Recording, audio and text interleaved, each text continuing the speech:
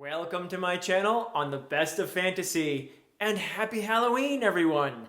I am attempting to get into the spirit of spooky season by reading a book about vampires. In fact, the book I've read and I'm reviewing today is called More Than a Vampire, and it's by J.R. Carrel. It was a lot of fun for me to take this one on in part because Joseph, as I know him, is a very active part of our community, our little corner of BookTube.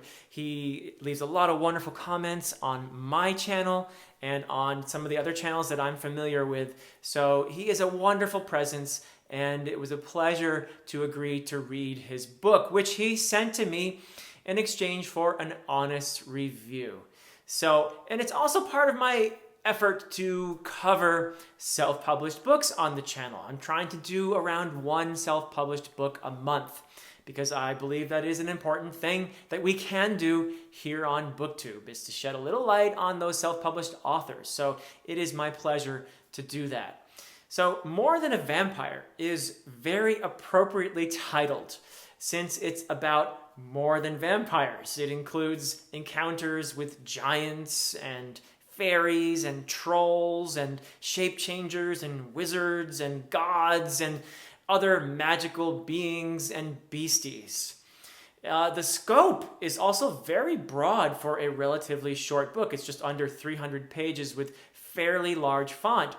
So it's a pretty big scope, considering that there is an ancient background explained about sort of where vampires come from and their different factions. And then the book itself is, for the most part, set in the 17th century, but it travels all the way through Europe, various parts of Europe, and the northern Mediterranean, and Africa, and North America. So there are a lot of different settings involved, and the scope is very broad. It's also, I would say, episodic in nature. Though it is a novel, it has a feel sometimes of a series of short stories that are sort of put together. And while this can be a bit clunky at times, there is, I think, a model for this sort of thing. I'm thinking back to the Witcher books, the short story collections, The Last Wish, and Sword of Destiny? The two Witcher short story collections, where you have a series of short stories, but you have characters main characters who are throughout those stories, but also other characters who sort of appear and now and again and come into the story.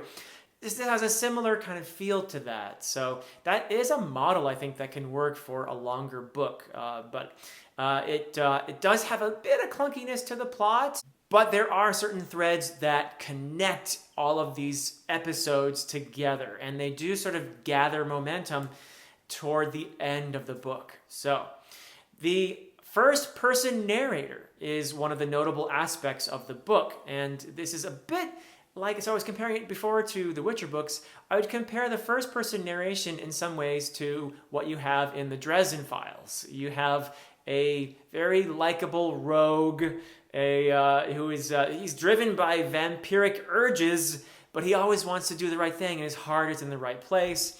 And this is the character Simon. He is the heart of the book. He's the main character and the narrator of the book. And though it's the 17th century, his voice and the dialogue in the book are all very modern feeling. And that is also where I think some of the humor comes from. And one of my favorite aspects of the book was most definitely the humor. There are some funny moments in here that really helped me along, and I think I appreciated that as well. And I didn't mind the fact that, okay, it's 17th century, and having very modern dialogue and very colloquial sort of speech in there. First, it might seem a little jarring, but you sort of get used to that. And that's a fairly common feature of modern genre fiction, fantasy, and so forth. I'm finding more and more that more and more authors are just choosing to go with a modern voice rather than following Ursula Le Guin's advice in her famous novel From Elfland, her famous essay rather, From Elfland to Poughkeepsie. So I personally, being a little bit older, prefer that older style, with the sort of archaic prose that lets us know we're in a different world.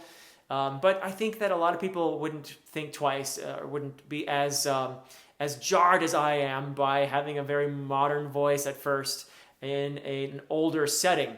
But I think that it's something you do get used to after a while. So, and it is funny. It is funny in places. The main thrust of the book, though, is Simon's quest to be united with his lover, Lena.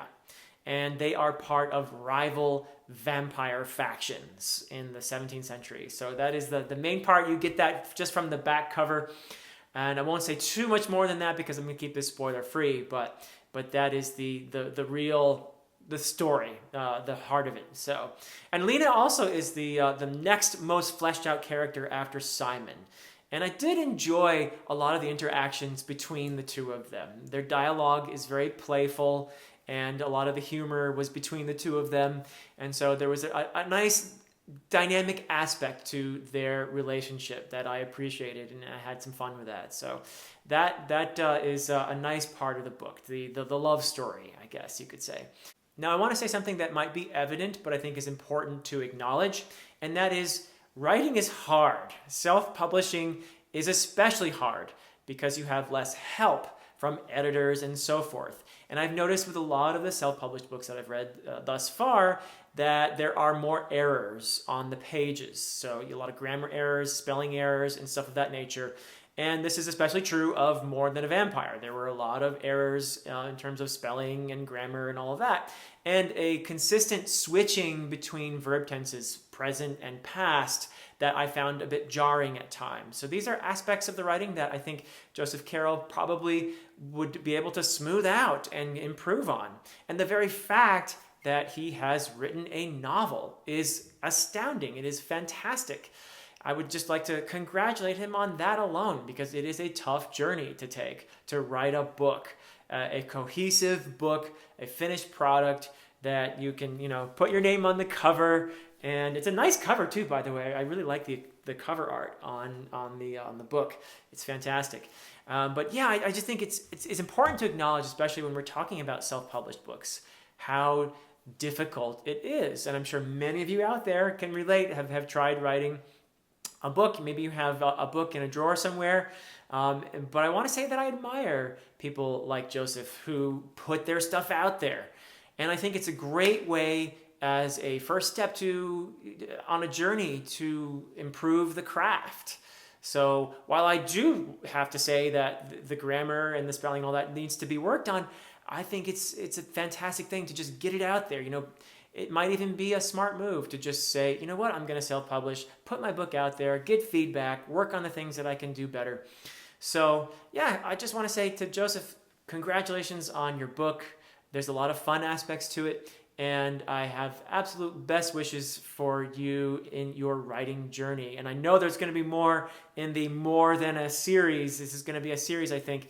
So I think it's a great idea, wonderful concept, and there's a lot going for you as a writer. So congratulations once again. Finally, I am actually hoping to have a chance to chat with Joseph about More Than a Vampire. So that might be happening in a week or so. So be on the lookout for that. If you want to hear more about the self-publishing journey, there's always stuff that we can learn from our fellow writers out there.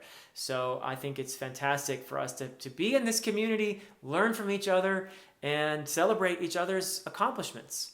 And that's it from me. Until next time.